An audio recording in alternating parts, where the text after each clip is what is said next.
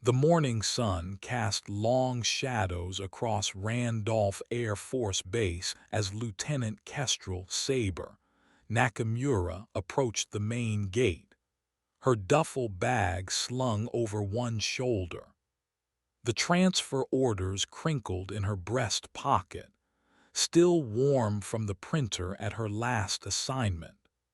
3 years flying cargo runs in the Pacific Theater had earned her a reputation for precision landings and an uncanny ability to find airstrips that existed only on outdated maps. Now, at 28, she was being reassigned to a squadron she'd never heard of, for reasons no one had bothered to explain. The elderly veteran sitting on the bench outside the visitor center looked like every other retiree who haunted military bases. Weathered face, faded ball cap, eyes that had seen too much. His gnarled hands trembled slightly as he held a cup of coffee from the commissary, steam rising in the cool morning air. Most people would have walked past without a second glance. "You're new," he said, his voice carrying the gravelly texture of decades spent shouting over jet engines. It wasn't a question. Kestrel paused, adjusting her grip on the duffel bag. "Yes, sir, just reporting in." The old man's eyes narrowed as he studied her flight suit, taking in the sparse collection of patches and ribbons. His gaze lingered on the empty space above her left breast pocket where a unit patch should have been. "What's your bird?" "C-130J," she replied, unsure why she was engaging with a stranger when she needed to check in with her new commanding officer. "Cargo and transport." Something flickered across the veteran's weathered features, surprise perhaps or recognition. He reached into his jacket pocket and pulled out a faded patch, its edges frayed and colors bleached by time and washing. The insignia showed a silver falcon diving through storm clouds, with 3 lightning bolts clutched in its talons. Below it, barely legible letters spelled out "Storm Riders." "Here," he said, pressing the patch into her palm. "You'll need this." The fabric felt warm against her skin, worn smooth by countless hands. "I don't understand. This isn't." "It's broken," the old man interrupted, his voice suddenly urgent. "The stitchings come loose, the colors are faded. Most folks would throw it away." He stood slowly, his joints protesting the movement. "But some things are worth more broken than others are whole." Before Kestrel could respond, he was walking away, disappearing into the morning crowd of airmen and civilian workers. She looked down at the patch in her palm, its silver thread catching the sunlight. The falcon's eyes seemed to watch her, as if weighing her worth. 20 minutes later, she stood at the security checkpoint, her identification card extended toward the guard. The young airman's scanner beeped as he ran it over her ID, and his computer screen flickered to life. His expression shifted from bored efficiency to something approaching shock. "Ma'am," he said, his voice barely above a whisper, "could you step aside for a moment?" Kestrel's training kicked in, her posture straightening as she evaluated potential threats. The guard's hand hadn't moved toward his weapon, but his eyes kept darting between her face and his computer screen. "Is there a problem with my clearance?" "No, ma'am. It's just—" He gestured to another guard who approached with the measured steps of someone trying not to appear hurried. "Sergeant Martinez, could you take a look at this?" The older NCO leaned over the computer, his eyebrows rising as he read whatever information had appeared on the screen. He looked up at Kestrel with a mixture of confusion and something that might have been respect. "Lieutenant, we'll need to contact your squadron commander immediately. You're cleared for entry, but—" He paused, seeming to struggle with his words. "Ma'am, what unit are you reporting to?"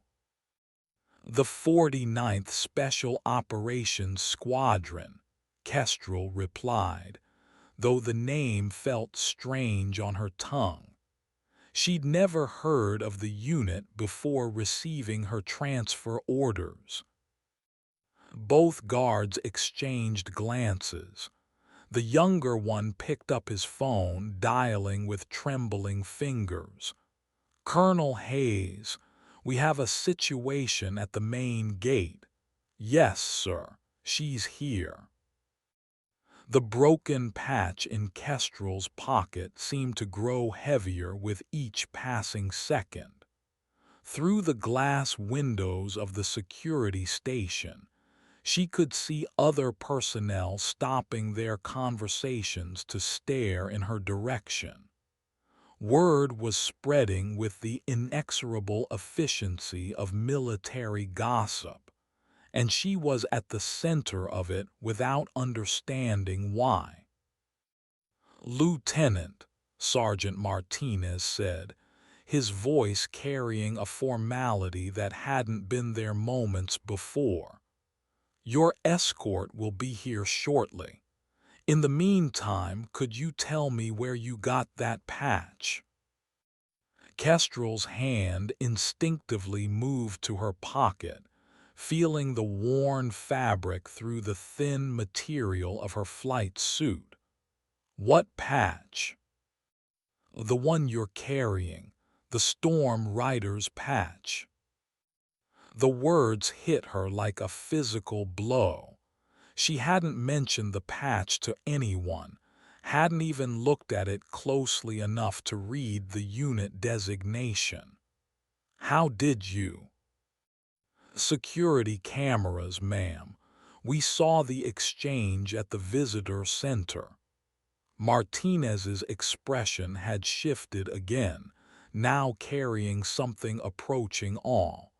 "Lieutenant, do you have any idea what that patch represents?" Before she could answer, the sound of approaching vehicles filled the air. 3 black SUVs with tinted windows pulled up to the security station, their occupants hidden behind dark glass. The lead vehicle's door opened, and a man in a perfectly pressed service uniform stepped out. His silver eagles caught the morning light, and even from a distance, Kestrel could see the gravity in his bearing. "Colonel Hayes," Martinez whispered, straightening to attention. The colonel approached the security station with measured steps, his eyes never leaving Kestrel's face. When he spoke, his voice carried the weight of authority earned through decades of service. "Lieutenant Nakamura, I'm Colonel James Hayes, commander of the 49th Special Operations Squadron. We need to talk." The broken patch in her pocket felt like it was burning against her leg. Whatever was happening, whatever that elderly veteran had known, it was bigger than a simple transfer assignment. The colonel's eyes held secrets, and Kestrel realized she was about to learn why some things were worth more broken than others were whole. "Sir," she said, her voice steady despite the chaos in her mind, "I'm ready to report for duty." Colonel Hayes studied her for a long moment, his expression unreadable. "Lieutenant, what I'm about to tell you is classified at the highest levels. The Storm Riders patch you're carrying belonged to one of the most elite units in Air Force history. A unit that was disbanded 15 years ago after a mission that officially never happened." The morning sun climbed higher, casting shorter shadows across the base. Around them, the normal rhythms of military life continued. Airmen heading to morning briefings, maintenance crews preparing aircraft for the day's operations, the distant sound of jets conducting training exercises. But in the small bubble surrounding the security station, time seemed suspended. "The veteran who gave you that patch," Hayes continued, "was Master Sergeant William Ironwood Chen, the last surviving member of the original Storm Riders. He's been waiting at that bench every morning for 3 years, ever since we started recruiting for the unit's reformation." Kestrel felt the world tilt slightly. Reformation. The threats we're facing now require capabilities that conventional squadrons can't provide. The Storm Riders weren't just pilots. They were surgical instruments, capable of precision strikes in conditions that would ground any other aircraft.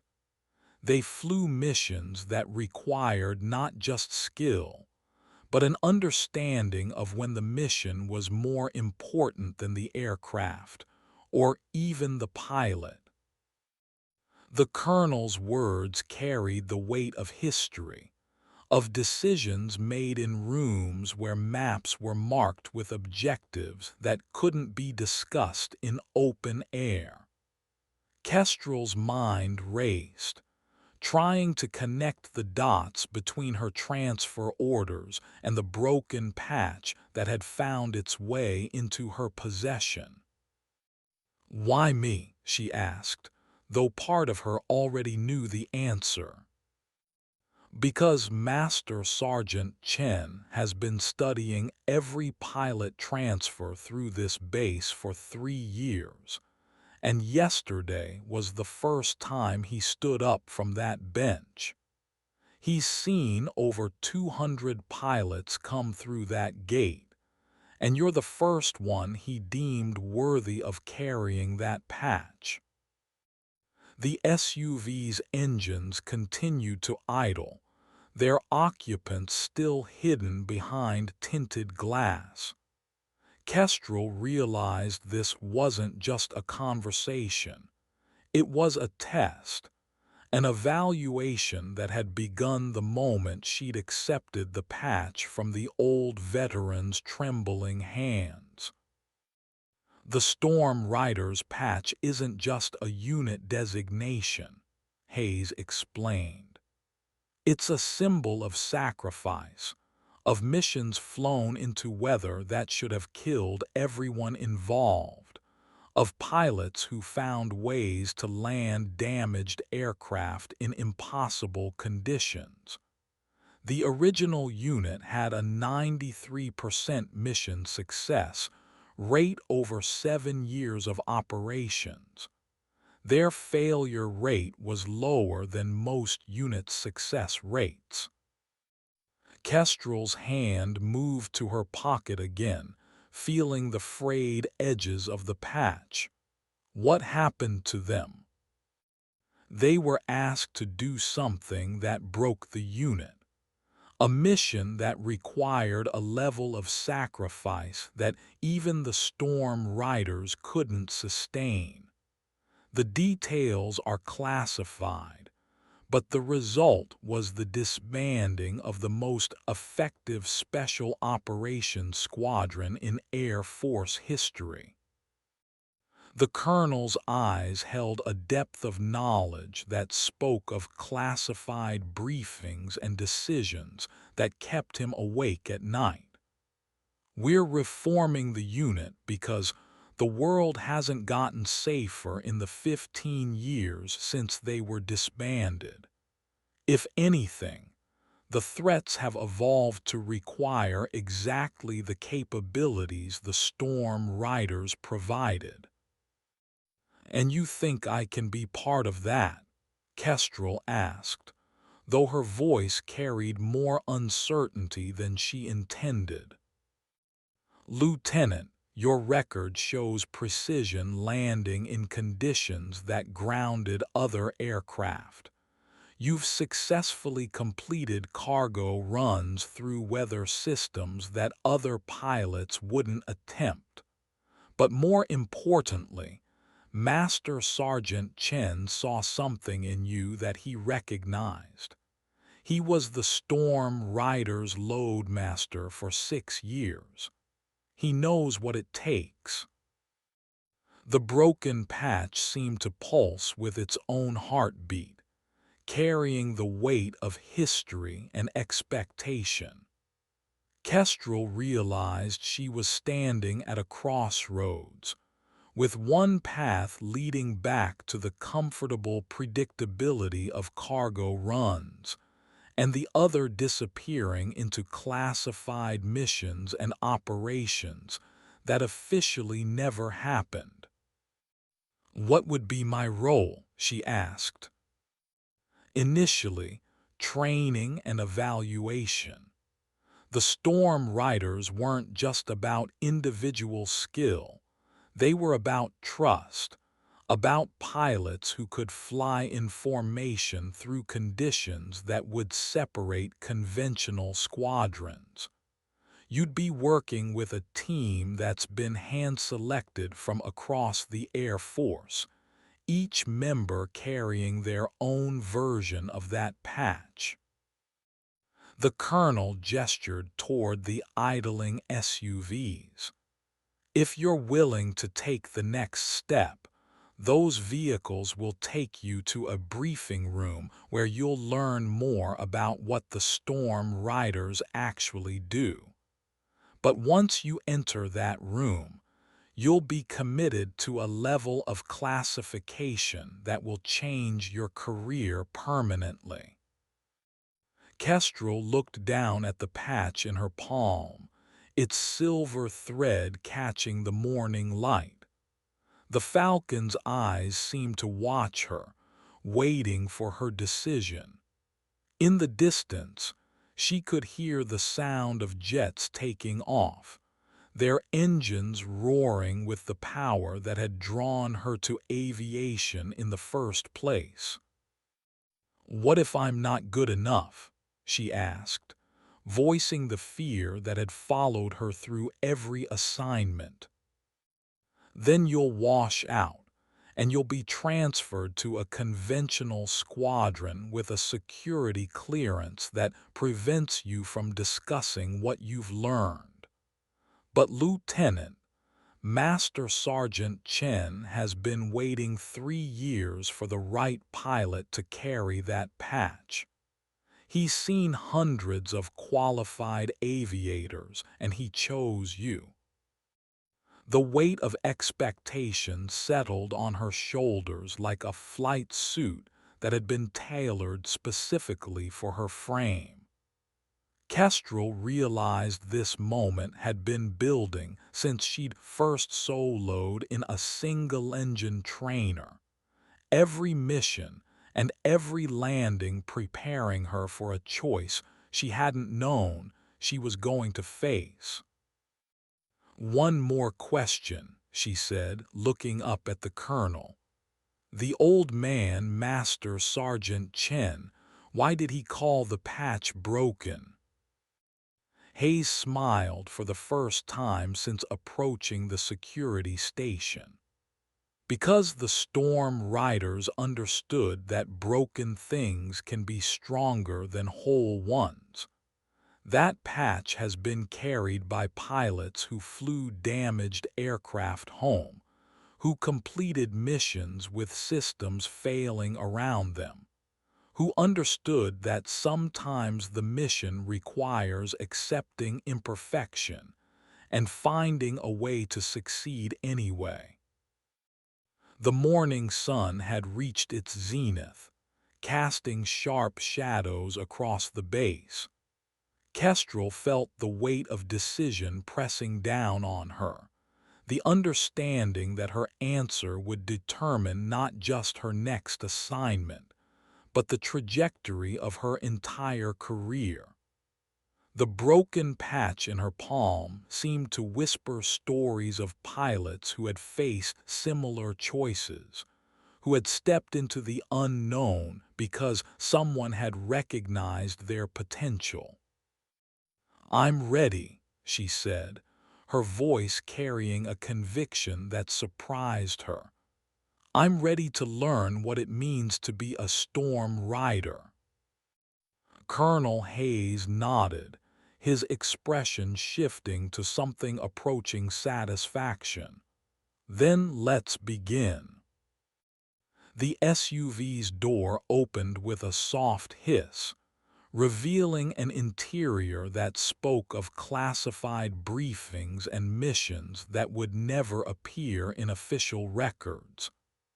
As Kestrel stepped toward the vehicle, she felt the broken patch one last time, its worn fabric carrying the weight of history and the promise of a future she couldn't yet imagine.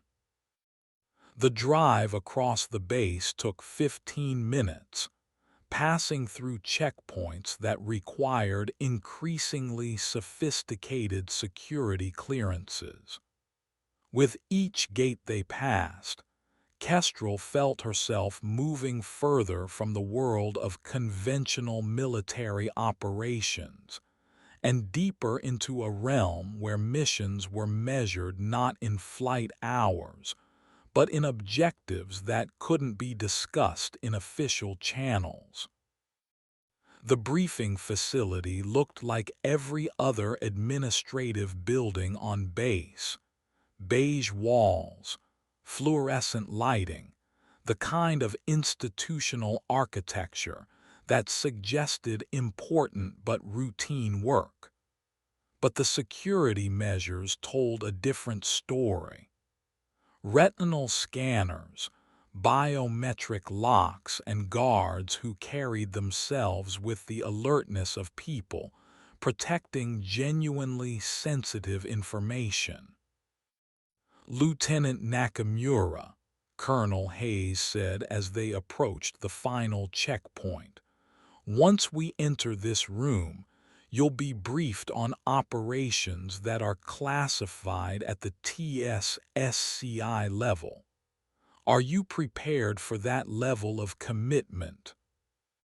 Kestrel thought of the cargo runs she'd flown, the predictable routes and standard procedures that had defined her military career. Then she thought of Master Sergeant Chen, waiting on his bench for 3 years, studying hundreds of pilots before finding one worthy of carrying a broken patch. "Yes, sir," she replied. "I'm ready." The briefing room was smaller than she'd expected, with seating for perhaps 24 people. The walls were covered with maps marked with symbols she didn't recognize, and the large screen at the front showed a mission planning interface that looked far more sophisticated than anything she'd seen in conventional squadrons. 3 other pilots were already seated, each wearing flight suits that carried the same empty space where a unit patch should have been. They looked up as she entered, their expressions carrying the wariness of people who had learned not to trust easily. "Lieutenant Nakamura," Colonel Hayes announced, "meet your squadron mates.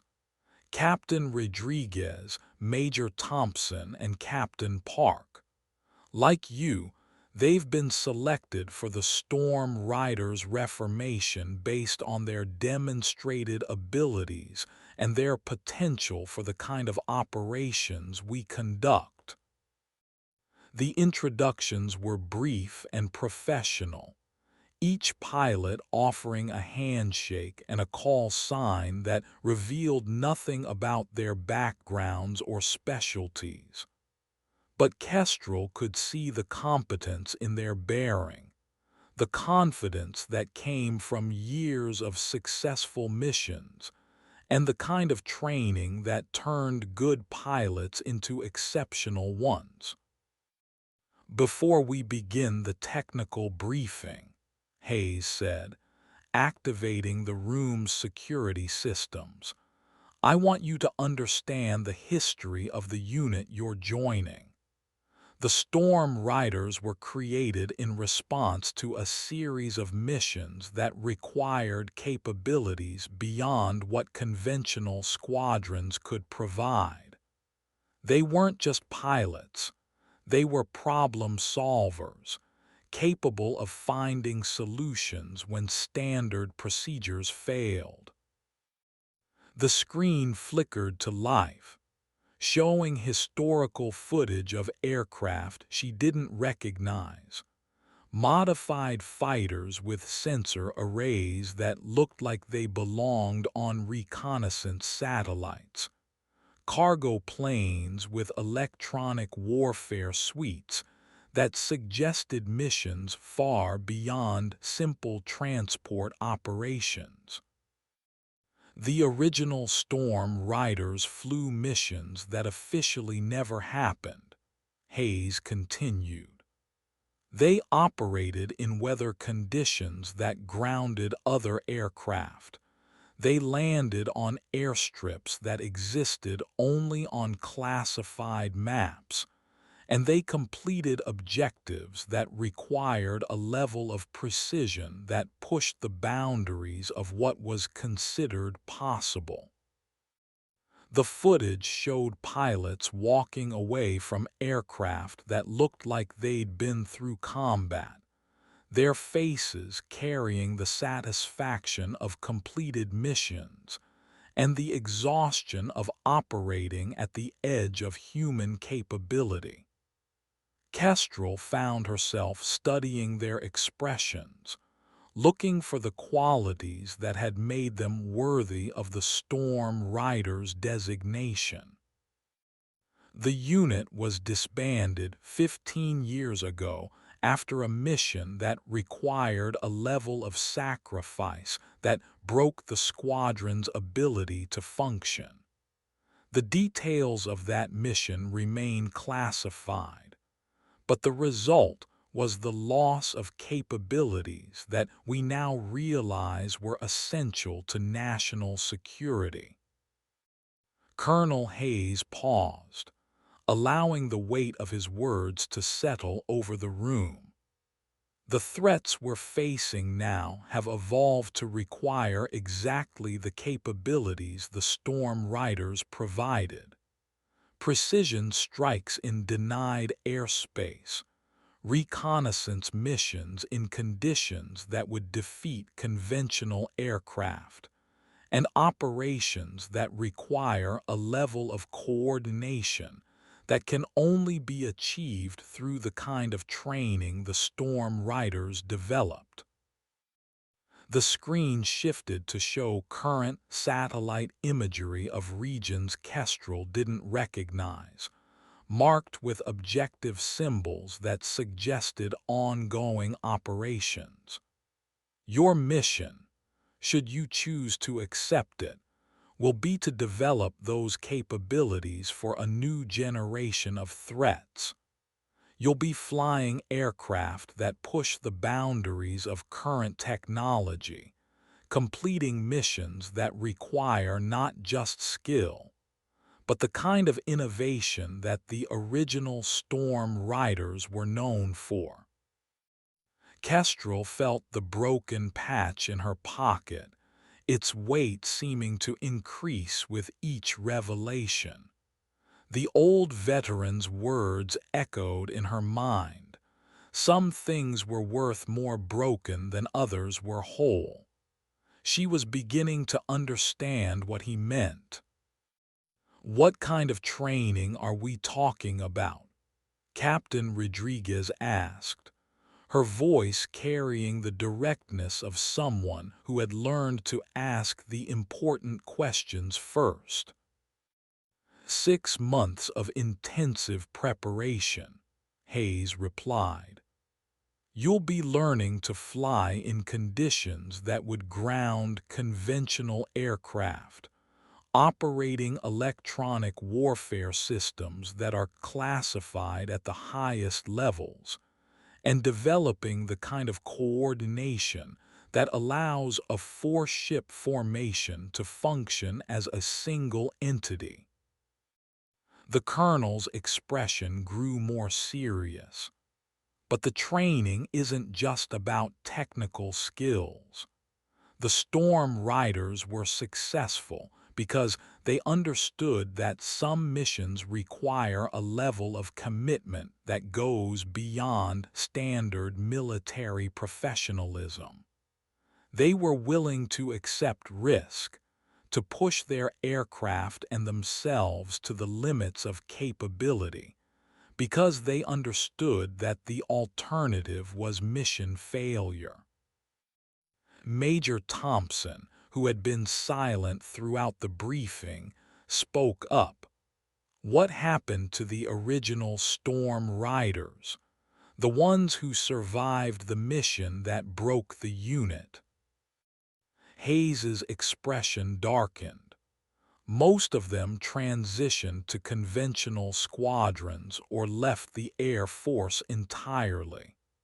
The psychological impact of that final mission was severe enough that the unit's leadership decided disbanding was the only viable option. Master Sergeant Chen, who gave Lieutenant Nakamura her patch, is the only original member still on active duty. And he's been waiting 3 years for the right pilots to reform the unit, Kestrel said, understanding beginning to dawn. Exactly. The decision to reform the Storm Riders wasn't made lightly. It required approval at the highest levels of the Air Force, and it came with the understanding that we needed to find pilots who could handle not just the technical demands of the missions, but the psychological pressure of operating at the edge of what's possible. The briefing room fell silent as the 4 pilots absorbed the implications of what they were being asked to do. Kestrel found herself thinking about the cargo runs she'd flown, the satisfaction of completing routine missions safely and efficiently. What she was being offered was the opposite of routine. It was the kind of flying that pushed the boundaries of what aircraft and pilots could achieve. "I have one more question," she said, her voice carrying the weight of decision. "The broken patch, why is it important that it's damaged?" Colonel Hayes smiled, and for the first time since meeting him, Kestrel saw something approaching warmth in his expression. Because the Storm Riders understood that perfection is the enemy of effectiveness. They flew damaged aircraft, operated with failed systems, and completed missions under conditions that would have caused other units to abort. They learned that sometimes the most important thing is finding a way to succeed despite imperfection. The patch in her pocket seemed to pulse with agreement, its frayed edges and faded colors carrying the weight of missions completed despite impossible odds. Kestrel realized she was holding a piece of history, a symbol of the kind of flying that had defined the most elite unit in Air Force history. "Are you ready to begin training?" Hayes asked, his question directed at all four pilots. The responses came in order, each pilot accepting the challenge despite not fully understanding what they were committing to. When it was Kestrel's turn, she thought of Master Sergeant Chen, waiting on his bench for 3 years, studying hundreds of pilots before finding four worthy of carrying broken patches. "Yes, sir," she said, her voice carrying a conviction that surprised her. "I'm ready to learn what it means to be a storm rider." The next 6 months would test every skill she'd developed as a pilot, every assumption she'd made about the limits of aircraft and human capability. But as she sat in that briefing room, surrounded by maps of classified operations and fellow pilots who had been selected for their potential rather than their experience, Kestrel felt something she hadn't experienced since her first solo flight: the thrill of stepping into the unknown. The broken patch in her pocket carried the weight of history and the promise of a future that would push her to the very limits of what was possible. As Colonel Hayes began the technical briefing, outlining aircraft capabilities and mission parameters that sounded more like science fiction than military reality, Kestrel understood that her real training was just beginning.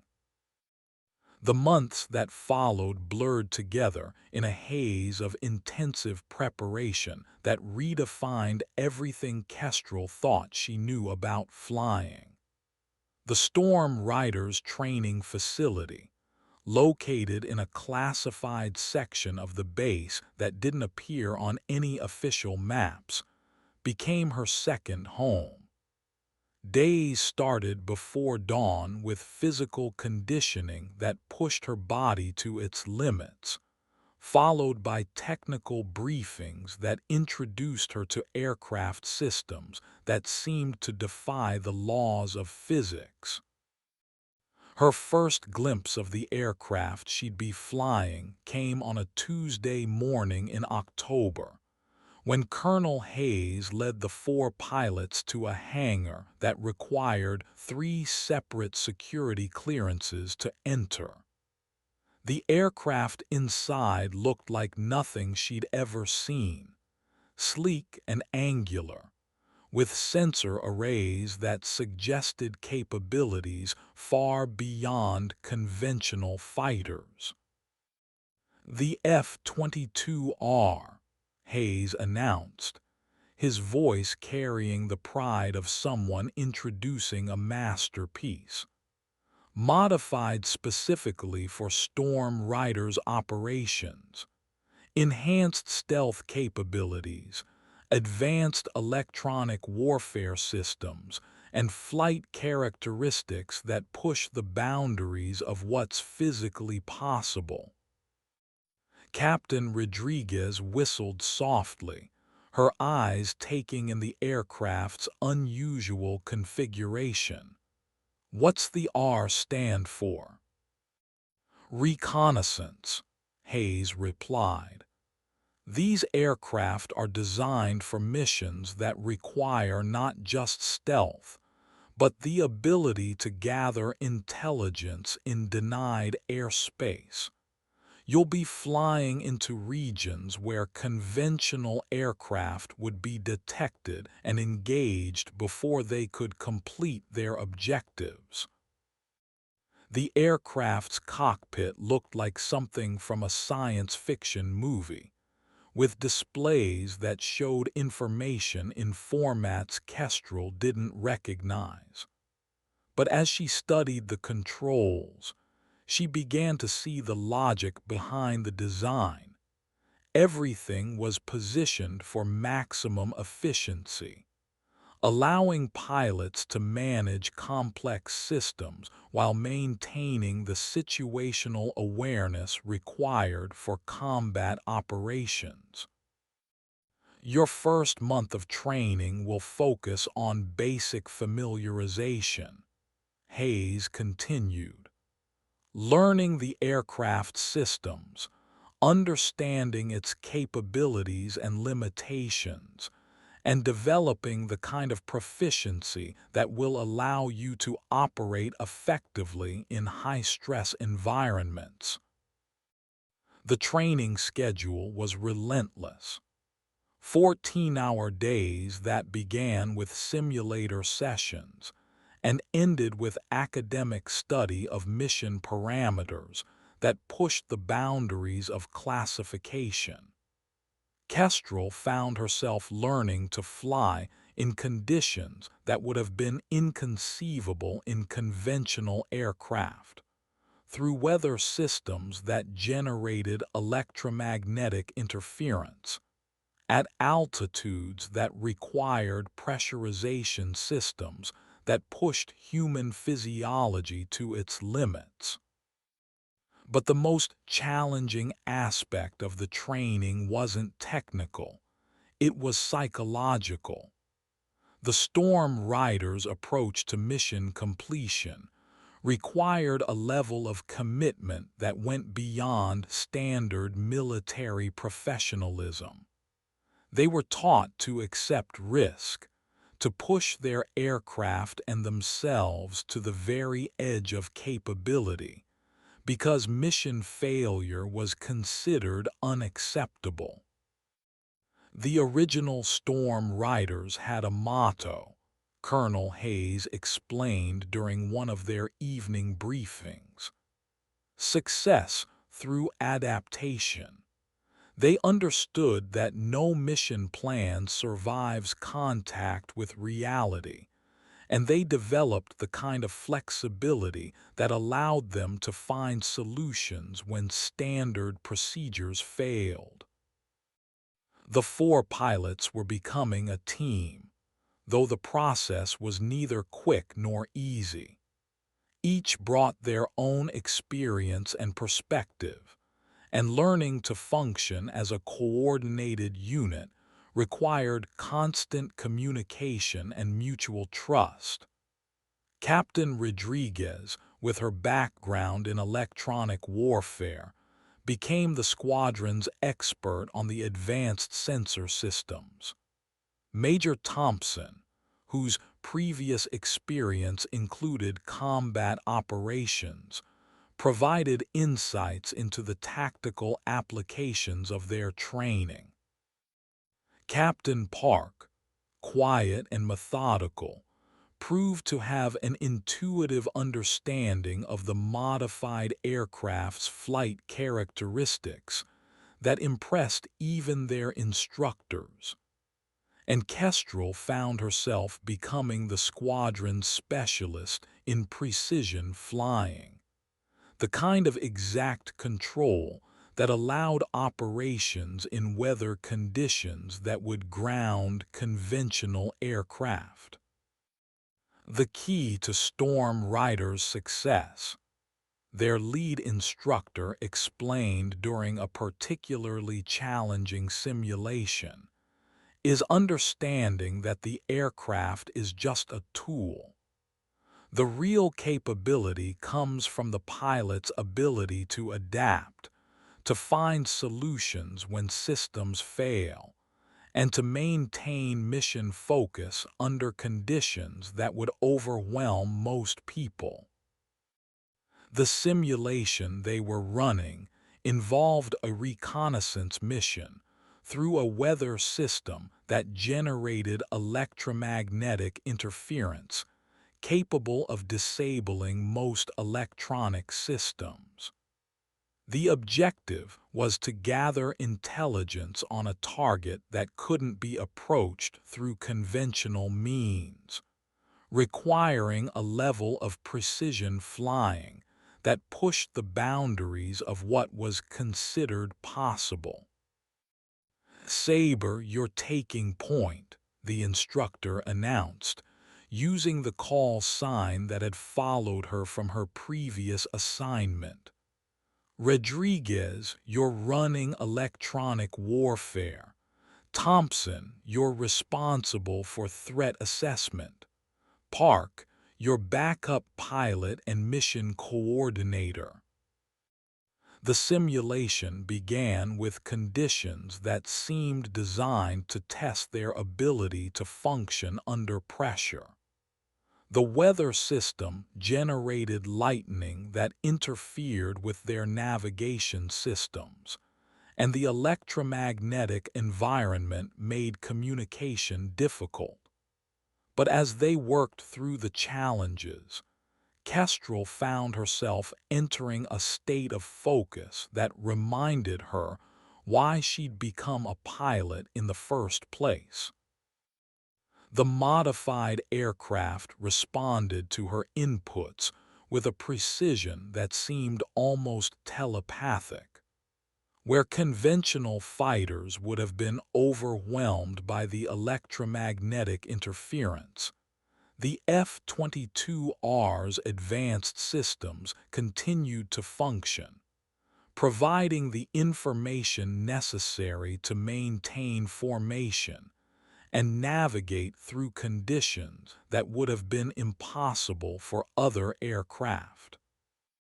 "Contact bearing 270, Rodriguez reported, her voice calm despite the challenging conditions. "Electronic signature consistent with the target designation." The target was a communications facility that intelligence indicated was being used for classified operations.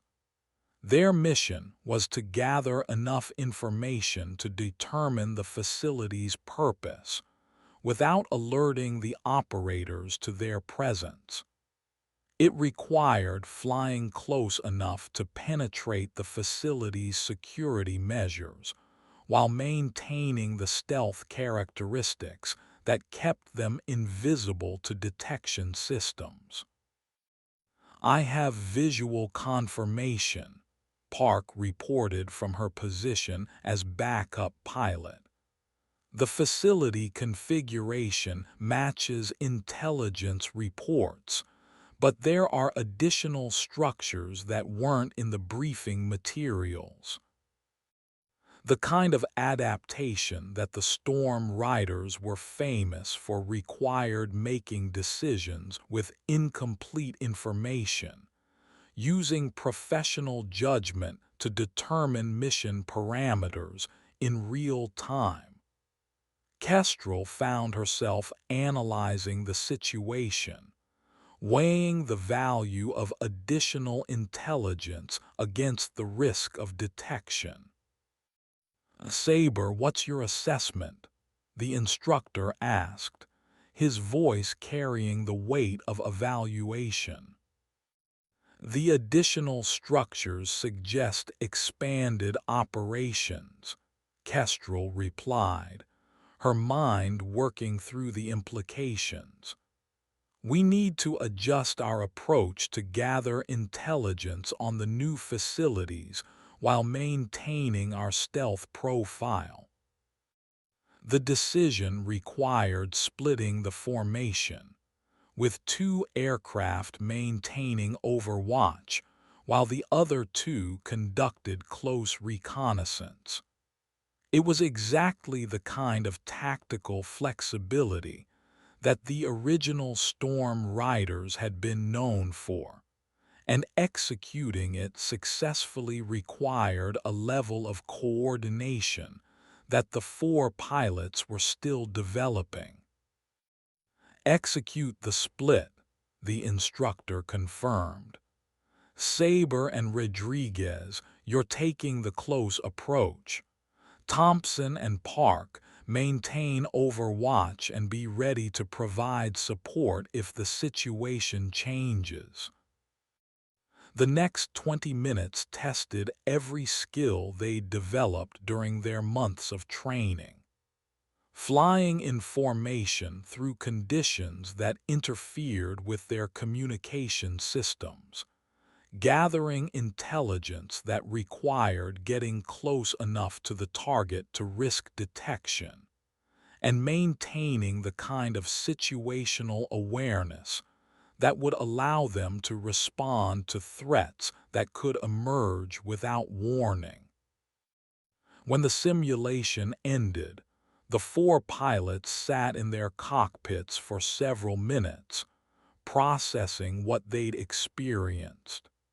The intensity of the training was unlike anything they'd encountered in conventional squadrons, but the satisfaction of successful mission completion was equally intense. Debrief in 30 minutes, the instructor announced. That was a solid performance, but we'll be analyzing every decision to identify areas for improvement. The debrief process was as rigorous as the training itself. Every aspect of the mission was examined, from tactical decisions to communication protocols to individual performance under pressure. The instructors weren't interested in praise or criticism. They were focused on developing the kind of capabilities that would allow the reformed Storm Riders to succeed in real-world operations. The original Storm Riders understood that successful missions required continuous learning, Colonel Hayes explained during the debrief. They never stopped analyzing their performance, never stopped looking for ways to improve their capabilities. That's what made them the most effective special operations squadron in Air Force history. As the training progressed, Kestrel began to understand the psychological pressure that had broken the original unit. The constant push to exceed the boundaries of what was possible, the weight of missions that couldn't be discussed with anyone outside the squadron, and the knowledge that failure could have consequences that went far beyond individual careers. But she also began to understand the satisfaction that came from operating at the highest levels of capability. The Storm Riders training was revealing abilities she hadn't known she possessed, pushing her to levels of performance that would have been inconceivable in conventional aircraft. The broken patch in her pocket had become a reminder of the potential that could be unlocked through dedication and training.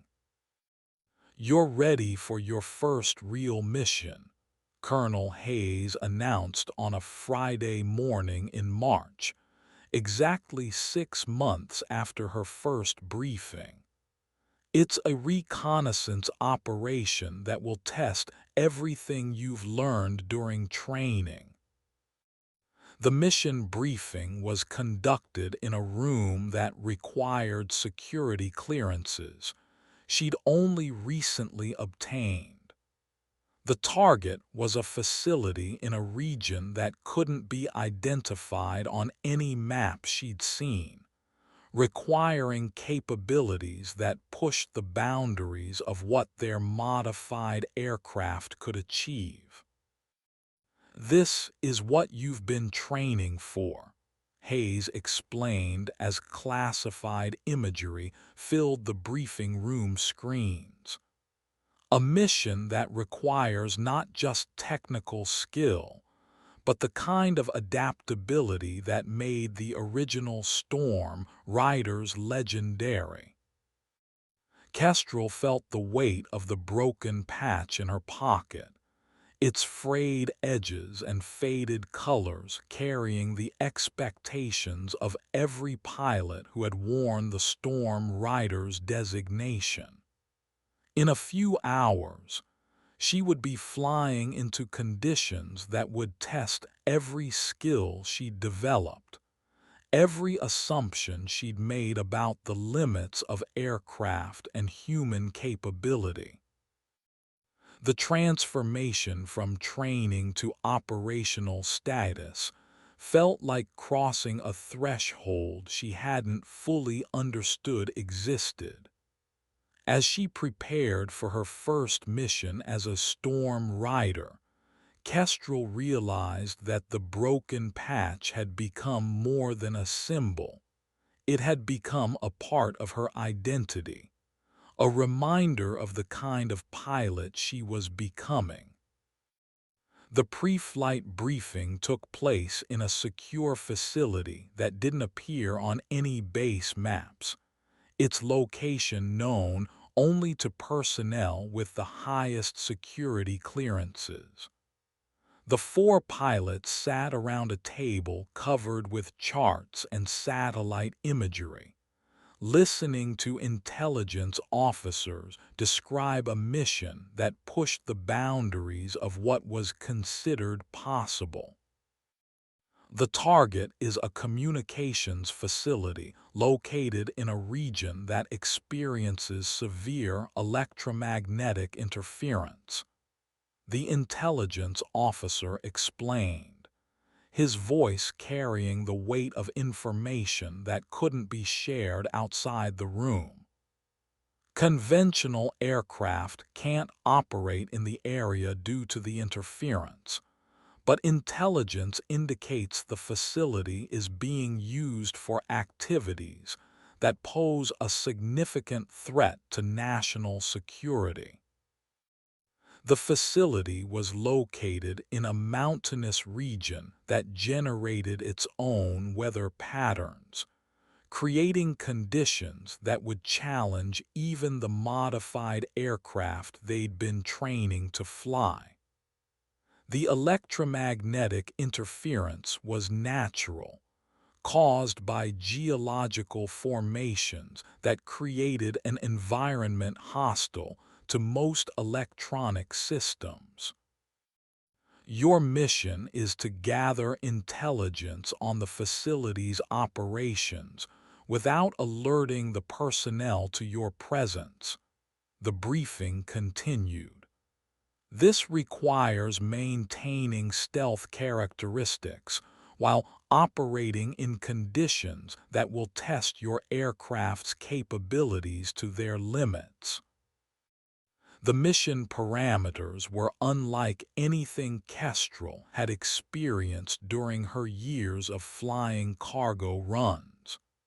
The approach would take them through weather systems that generated lightning capable of disabling electronic systems, over terrain that offered no emergency landing sites, and into airspace that was monitored by detection systems, designed to identify any aircraft that attempted to penetrate the area. The window for this operation is limited, Colonel Hayes added. Weather conditions will only allow access during a 6-hour period, and the facility's security measures make it impossible to approach during daylight hours. The mission would begin at 200 hours, allowing them to reach the target area during the darkest part of the night. The approach would take them through 3 separate weather systems, each presenting challenges that would test their ability to maintain formation and communicate under adverse conditions. "Sabre, your flight lead," Hayes announced, his decision carrying the weight of months of evaluation. "Rodriguez, you're handling electronic warfare and communication. Thompson, you're responsible for threat assessment and navigation. Park, your backup pilot and mission coordinator."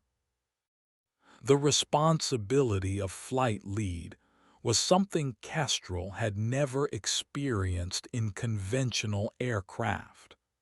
In cargo operations, missions were planned down to the minute, with procedures that covered every foreseeable contingency.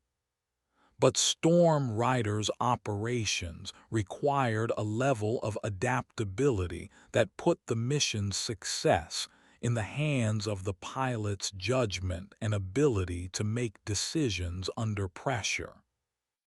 "The key to success," Hayes explained during the final briefing, "is understanding that no mission plan survives contact with reality. You'll need to adapt to conditions that can't be predicted, make decisions with incomplete information, and maintain mission focus under circumstances that would overwhelm most pilots." The weight of expectation settled on Kestrel's shoulders like a flight suit that had been tailored specifically for her capabilities. The broken patch in her pocket seemed to pulse with the heartbeat of every pilot who had worn the Storm Rider's designation, carrying the weight of missions completed under impossible conditions. "Remember," Hayes concluded, "the Storm Rider's motto is success through adaptation. Your mission is to gather the intelligence we need while maintaining the stealth characteristics that keep you invisible to detection systems. But if conditions change, if the situation requires modification to the mission plan, use your judgment." The original Storm Riders were successful because they understood that sometimes the most important thing is finding a way to succeed despite imperfection. The four pilots spent the next 2 hours reviewing charts and satellite imagery, studying the target area with the intensity of people who understood that their lives might depend on recognizing landmarks that would be visible only briefly through storm clouds.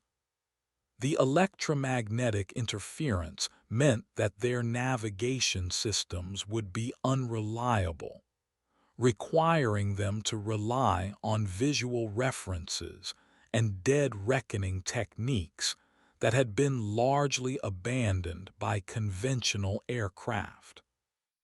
"The approach corridor is narrow," Thompson noted, tracing a route through the mountainous terrain.